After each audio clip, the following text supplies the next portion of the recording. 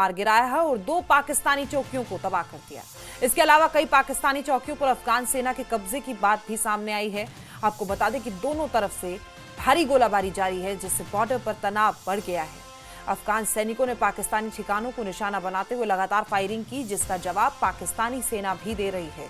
सीमा पर हालात जंग जैसे बन गए हैं। दोनों देशों के बीच ये ताजा भिड़ंत उस हमले के बाद हुई जिसमें अफगानिस्तान ने पाकिस्तान पर पहले फायरिंग करने का आरोप लगाया था।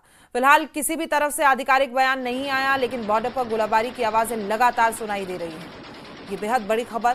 बॉर्डर पर अफगान और पाकिस्तान सैनिक आपस में भिड़े, गोलाबारी की आवाज अभी भी सुनाई दे रही है। बताया जा रहा है कि देर रात से ये सब चल रहा है। भीषण फायरिंग की आवाजें सुनाई दे रही हैं। हमले में 12 पाक सैनिकों की मौत की खबर भी सामने आई है।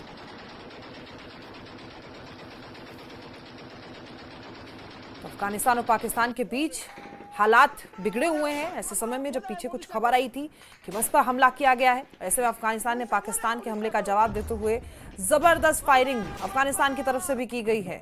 इसी के साथ ये भी बताना बेहद अहम होगा कि अफगान फौज का दावा है कि उसने पाकिस्तान के 12 सैनिकों को मार गिराया है, लेकिन अफगान के कितने सैनिकों के मारे जाने की खबर सामने आ रही है वो भी देखना होगा। 2 पाकिस्तानी चौकियों को भी तबाह कर दिया गया है।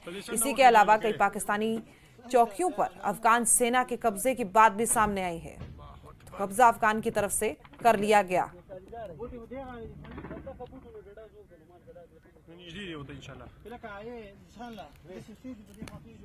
हमारे नेशनल ब्यूरो एडिटर शैलेंद्र बांगुची हमारे साथ इस खबर पर ज्यादा जानकारी के साथ मौजूद हैं। शैलेंद्र, पीछे भी खबर आई थी हमले की पाकिस्तान की तरफ से और एक बार फिर से बताया जा रहा है कि अभी भी आवाजें सुनाई दे रही हैं बॉर्डर पर।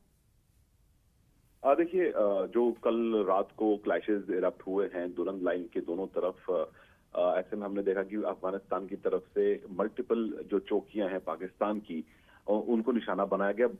ऐसा दावा किया जा रहा है अफगानिस्तान की तरफ से कि कुछ चौकियों पर उन्होंने कब्जा भी किया है और कुछ पाकिस्तानी 2 पाकिस्तानी फौजी जो हैं उनके कब्जे में भी हैं। लेकिन वहीं पाकिस्तान की तरफ से भी इस तरह के काउंटर स्टेटमेंट्स आ रहे हैं। लेकिन इसकी शुरुआत हुई थी 8 अक्टूबर को, जबकि एक बड़ा अटैक हुआ था पाकिस्तान के नॉर्थ वेस्ट में, जब माना यह जा रहा है कि तहरीक-ए-तालिबान पाकिस्तान की तरफ से हमला हुआ था, जिसमें 11 पाकिस्तानी फौजी मारे गए थे। जिसके बाद एयर स्ट्राइक की बात हुई थी। एयर स्ट्राइक 9 और 10 की रात के बीच में हुआ था और ये दावा किया जा रहा है पाकिस्तानी मीडिया की तरफ से कि एयर स्ट्राइक्स पाकिस्तान की तरफ से की गई। तो ये लगातार एस्केलेट होता चला गया।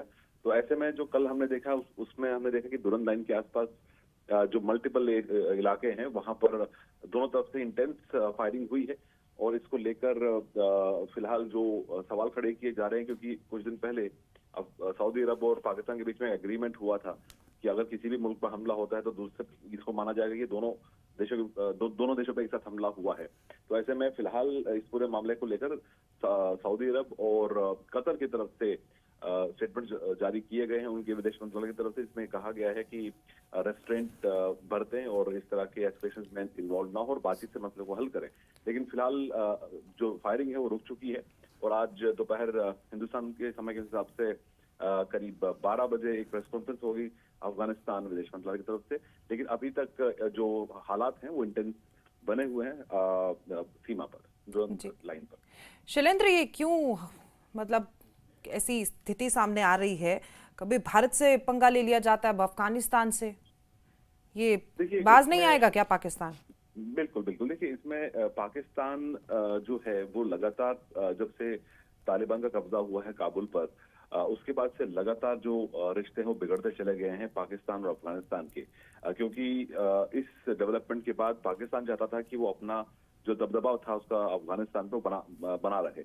इसी बीच हमने ये भी देखा है कि अफगानिस्तान के जो संबंध हैं वो भारत से काफी बेहतर हुए हैं और इस बात की चिढ़ है पाकिस्तान को।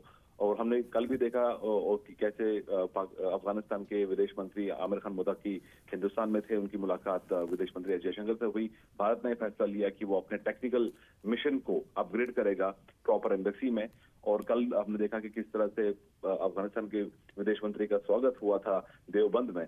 तो ऐसे में जो टाइज भारत और अफगानिस्तान के मजबूत हो रहे हैं, तो पाकिस्तान कहीं ना कहीं बौखलाया हुआ है। इसीलिए बार बार धमकी दी जा रही है और तहरीक-ए-तालिबान पाकिस्तान का नाम लिया जा रहा है। हालांकि अफगानिस्तान ये बार बार कहता है कि जो इस तरह के गुट है उनकी मौजूदगी खुद पाकिस्तान के अंदर ही है और पाकिस्तानी उनको समर्थन देता आ रहा है, लेकिन सिर्फ टारगेट करने के लिए पाकिस्तान जो है वो इस तरह के हमले कर रहा है आजकल अफगानिस्तान पर।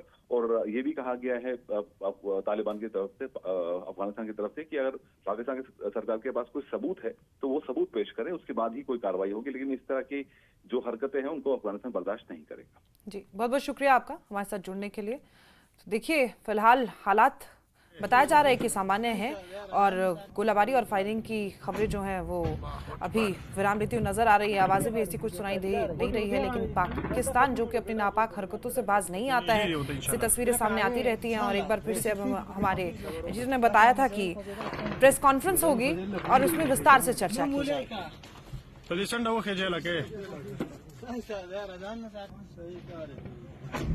अल्लाह अकबर।